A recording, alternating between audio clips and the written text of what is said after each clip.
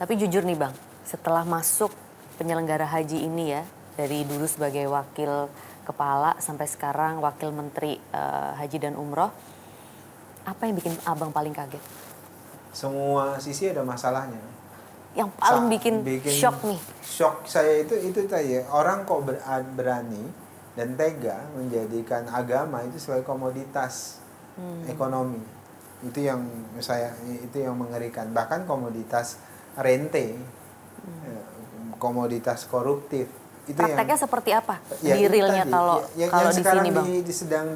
sedang disidik oleh KPK, itu salah satu praktek yang sedang dihaparkan kepada publik bahwasannya komoditas ibadah haji itu menjadi sarana rente, sarana manipulasi. Nah, itu yang menurut saya itu mengkhawatirkan. Ini adalah jalan suci, ini adalah ibadah suci, harusnya juga ditempuh, dikelola dengan cara-cara yang hasanah. Makanya saya secara terbuka saya bilang, ya ini sudah terlalu banyak kartel-kartelnya, kartel-kartel haji, dan kami ingin melakukan perubahan itu pasti nggak mudah, dan hampir semua sisi loh Mbak. Masa udah saya dan Pak Menteri Gus Iripan itu sudah berbusa-busa ngomong integritas, ngomong jangan ada praktek cashback, jangan ada praktek korupsi segala macam. Masih ada orang yang berani main di belakang, misalnya berusaha dapat cashback, berusaha, masih ada. Kami terdengar oleh kami dan kami bisa ketahui, dan itu kami sampaikan kepada penegak hukum, segera saja kalau ada bukti ditindak segera. Nah, tapi saya mau katakan praktek-praktek seperti ini apalagi di pengelolaan sektor agama itu harus dihentikan gitu. Jadi Pak Presiden berpesan seperti ini. Kalau saja misalnya di banyak sisi itu sudah banyak yang korupsi, harusnya Kementerian Haji dan Umroh ini itu adalah salah satu kementerian yang harusnya paling bersih dan bebas dari praktek korupsi. Kenapa? Karena kalian ngurusin agama, kalian ngurusin sesuatu yang suci, jalan yang suci. Maka jalan yang suci itu harus ditempuh dengan cara yang suci juga gitu.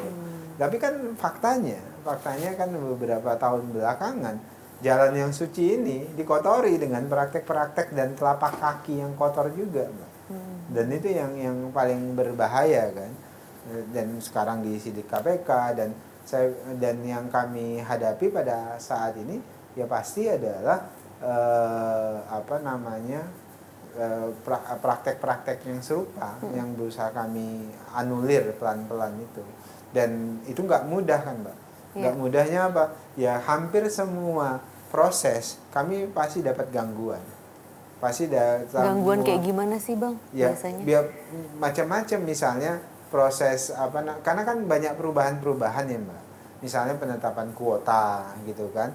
Pasti kan yang protes banyak sekali. Kita gini melakukan perubahan, maka kemudian yang provokasi supaya Mbak Maria bisa cek itu di sosial media kan. Sosial media itu kan luar biasa. Ada akun-akun banyak palsu, kemudian dibuat oleh kelompok-kelompok tertentu. Itu pokoknya semua kebijakan perubahan-perubahan Kementerian Haji itu dikonfrontasi dengan cara begitu.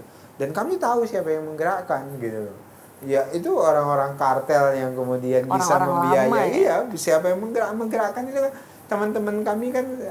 Ya, ini kan negara Mbak. Iya. Maksudnya negara punya perangkat yang bisa melihat itu siapa yang melakukan itu. Yang mereka pikir, yang mereka nggak pahami itu kan kami kan negara, artinya kami punya instrumen, kami tahu siapa yang menggerakkan ini dan menggerakkan itu artinya mereka berlindung menggunakan instrumen-instrumen itu supaya jauh dari jeratan hukum kan. Okay. Dan ya pada era apa namanya post truth seperti ini, makanya kami sih berharap ada edukasi terhadap publik. Makanya kami terus-menerus nih melalui misalnya podcast seperti ini melakukan edukasi terhadap publik supaya jangan mudah menelan informasi, apalagi kan mereka bisa memproduksi informasi-informasi yang salah untuk melawan kebijakan-kebijakan yang sejatinya kita ingin pastikan semuanya proses di perhajian itu bersih. Ada provokasi pasti memang, tapi sampai ada ancaman nggak Bang? Nggak, sampai sekarang tidak. Kan kalau secara pribadi terhadap saya maupun Gus Irfan ya tidak. Tapi yang jelas banyak pihak, saya dengan Gus Irfan selalu bercanda, kita sekarang ini nggak nambah saudara ya. Tambah musuh. Tambah musuh ya. Godaannya sebesar apa sih memang besar, Bang kalau di sini tuh? Uang haji itu yang penyelenggaraan itu setahun penyelenggaraan ya Mbak, berarti 8 sampai 18 triliun. Itu yang untuk penyelenggaraan. Kan Mbak Maria akan berangkat ya. Mbak Maria misalnya pakai PIHK akan berangkat. Itu kalau yang reguler itu 18 triliun Mbak nilainya yang distorkan oleh nanti BPKH dengan jamaah itu 18 triliun. Nah, itu yang digunakan untuk semua pengadaan persiapan. Nah, Anda bayangkan 18 triliun itu kalau bocor. Dan itu yang belum lagi ekosistemnya Mbak, kuota-kuota hajinya itu kalau ada yang bocor, kalau ada yang curang segala macam. Jadi penunjukan syarikat, penunjukan pengadaan itu semuanya godaannya besar-besar. Anda bayangkan ya, tendernya misalnya syarikat 2,7 triliun. Kalau orang yang mau cawe-cawe, main cashback segala macam itu pasti biar jumlahnya sangat besar gitu ya. Iya, catering segala macam, godaannya luar biasa. Apalagi buat menteri dan wakil menteri itu godaannya luar biasa. Tapi tetap aja di berapa level misalnya kan kalau ada yang berusaha macam-macam gitu, itu pasti kami langsung cut, kami minta semuanya saling awasi satu dengan lainnya. Jadi kalau kartel haji itu lebih gimana sih Bang prakteknya itu? Saya diprotes ketika menggunakan istilah itu. Betul, banyak yang protes. Kenapa kok bisa haji yang konotasinya positif, baik segala macam. Si Dhanil itu mendekatkan istilah dengan kartel. Kayak mafia gitu ya jadinya. Mafia. Ya. Sebenarnya itu kan ungkapan kekesalan. Ungkapan kekesalan kok ada orang, kelompok yang tega sektor yang tadi saya sebutkan suci itu dikotori dengan praktek-praktek kotor korupsi, manipulasi, kemudian rente. Nah, kemudian karena kesalahan itu, terus apa beda kalian ini lebih jorok dibandingkan kartel loh. Kan kartel itu kartel narkoba, barangnya memang jorok, Mbak.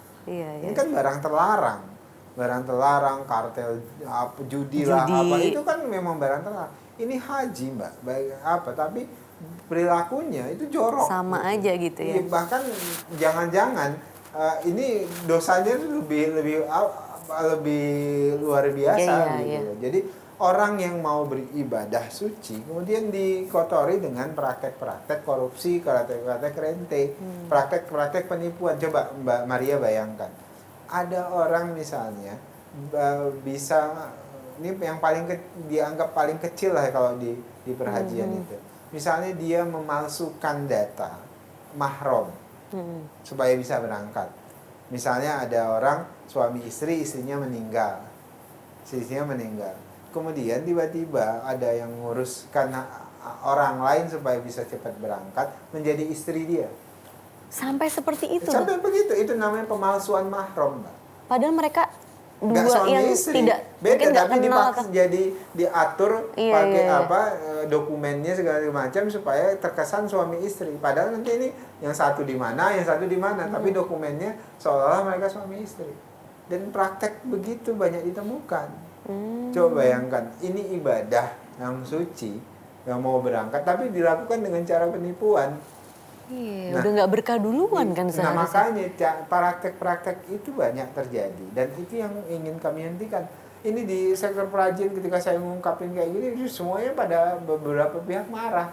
Ngapain sih diungkapnya kayak gitu? Tapi saya harus ungkap itu supaya kemudian ke depan di tahun-tahun berikutnya ini benar-benar menjadi sektor yang benar-benar suci dengan jalan-jalan pengelolaan yang hasanah. Dan semua orang nggak ada macam-macam di sini, kira-kira begitu.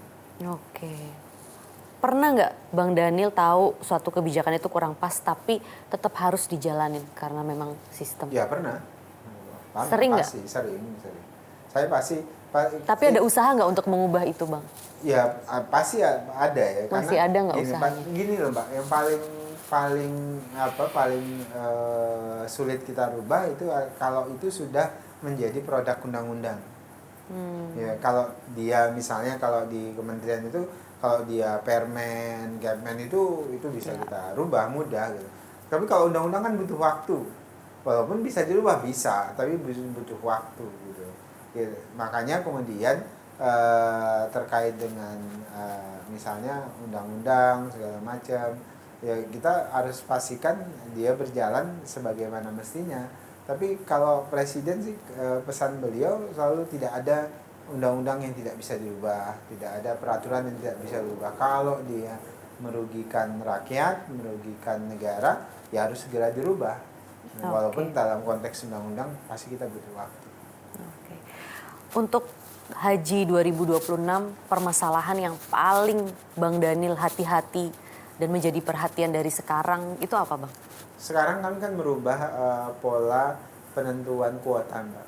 Tadinya kuotanya itu berdasarkan jumlah penduduk Islam di daerah tersebut. Sekarang berdasarkan jumlah antrian.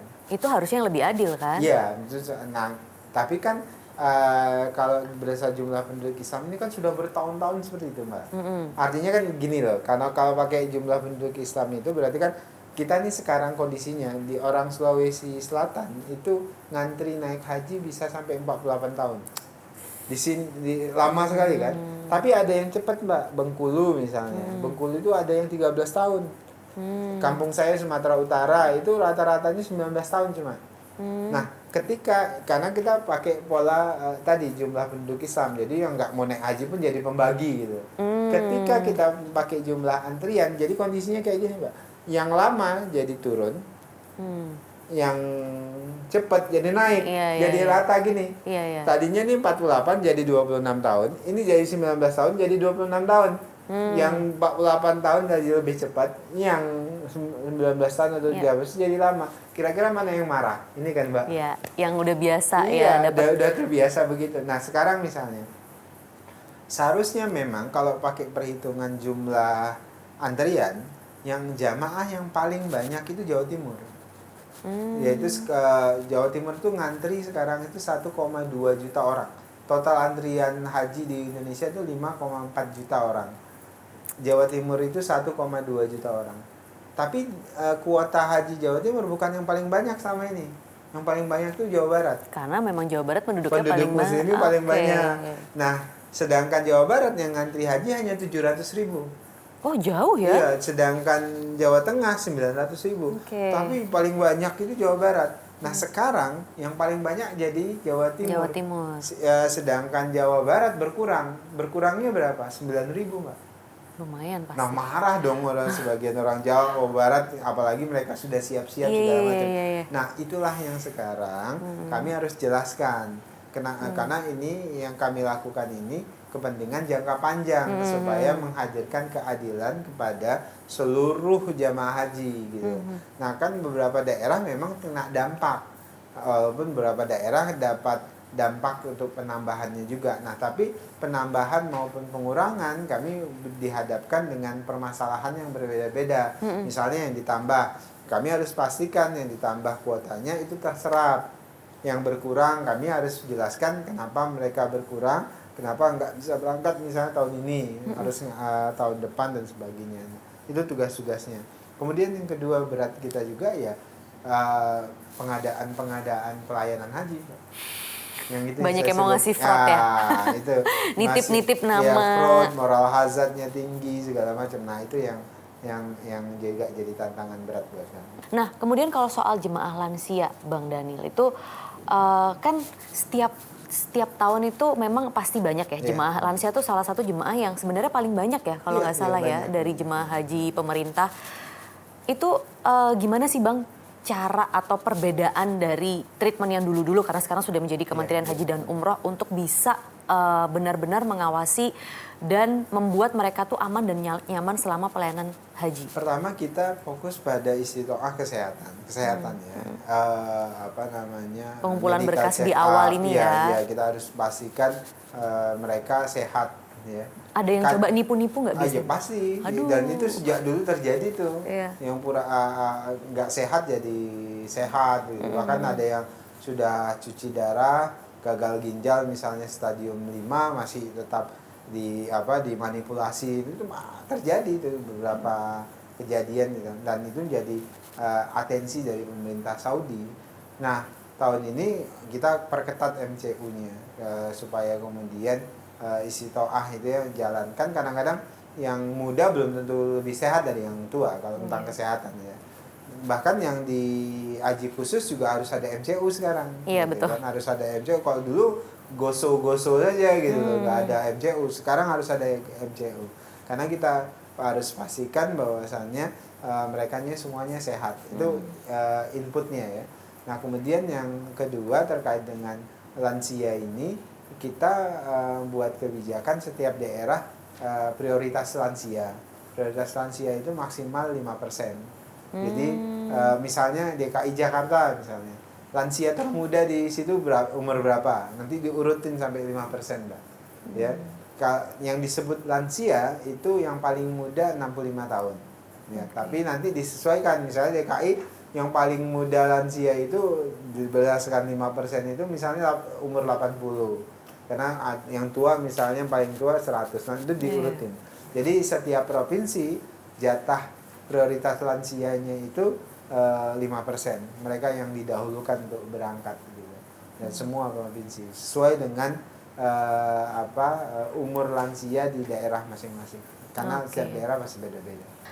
Tapi kalau memang jemaah lansia ini menjadi mayoritas ya Bang, mengapa sistem pelayanan belum sepenuhnya berbasis layanan beresiko tinggi?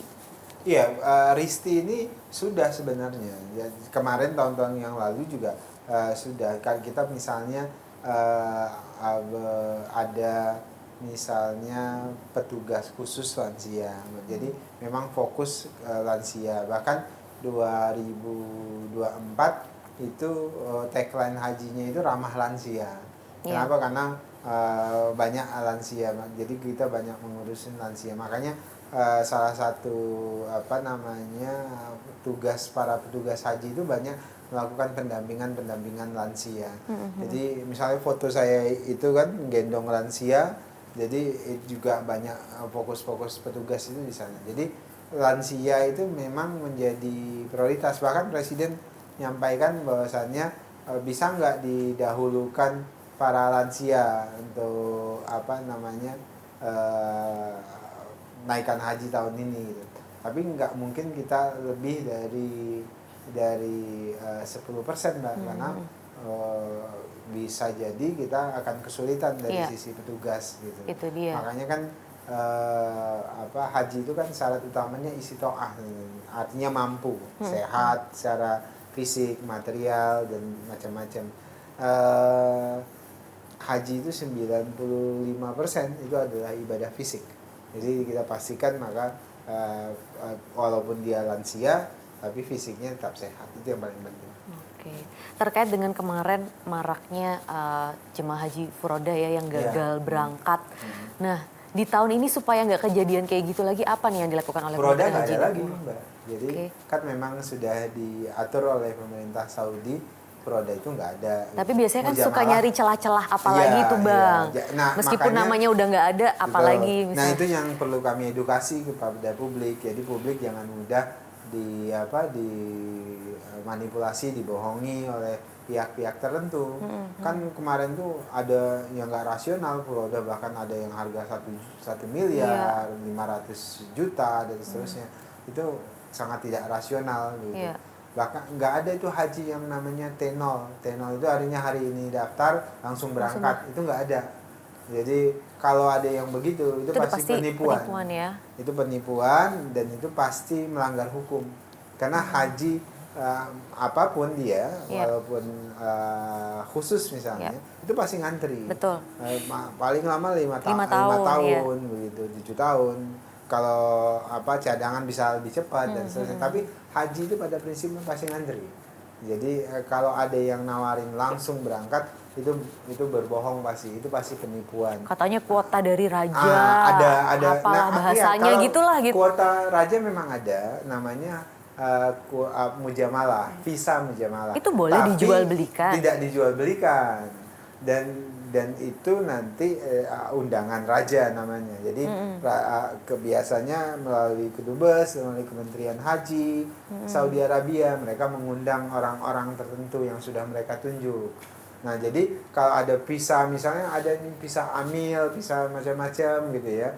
Nah, itu pasti beresiko yang akan menyebabkan gagal masuk ke tanah haram dan sebagainya. Oleh sebab itu, saya ingin menyampaikan kepada jamaah haji atau calon jamaah haji Indonesia, jangan mudah dapat dan terpengaruh dengan iming-iming haji cepat, kemudian haji langsung, macam-macam lah. Yang jelas haji itu harus sabar, harus ada antri memang, karena banyak sekali yang ingin ke sana. Kalau pengawasan travel dan haji dan umroh yang bermasalah sendiri bagaimana? Nah, kami akan perketat ini seagak tahun ini kami ingin pastikan yang melakukan kecurangan, penipuan segala macam, apalagi sudah melakukan tindak pidana, kita pastikan kita tutup. Oke. Kalau biaya haji ini kan memang turun ya, cenderung turun ya Bang tahun ini. Tapi kalau kita bandingin sama beberapa tahun yang lalu, ini tuh termasuk tinggi gitu Bang. Nah, dengan tingginya biaya haji ini, apakah fasilitas yang didapatkan para jemaah di sana itu sudah benar-benar terjamin? Biasanya kan transportasi itu suka bermasalah ya, harusnya mereka tidak jalan jauh atau apa, kemudian jadi jalan, akhirnya fisiknya capek dan akhirnya jadi banyak korban berjatuhan begitu. Setiap tahun kayaknya kasusnya berulang seperti itu. Sebenarnya apa yang akan dilakukan sekarang?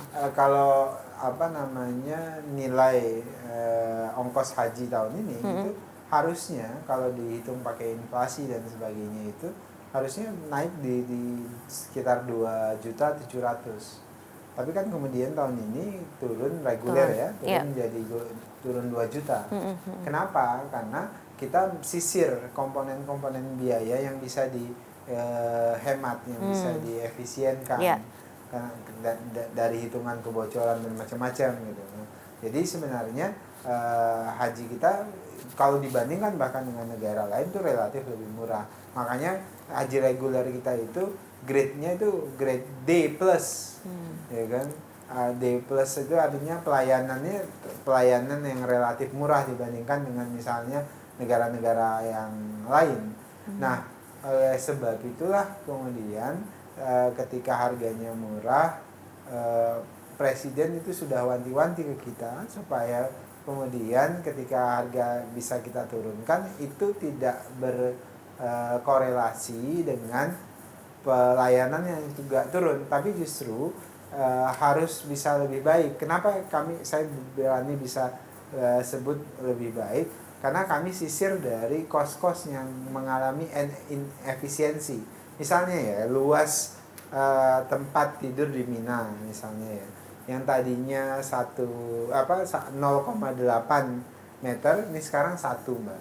Jadi ada perluasan, kemudian layanan lainnya sebagainya juga kami perbaiki.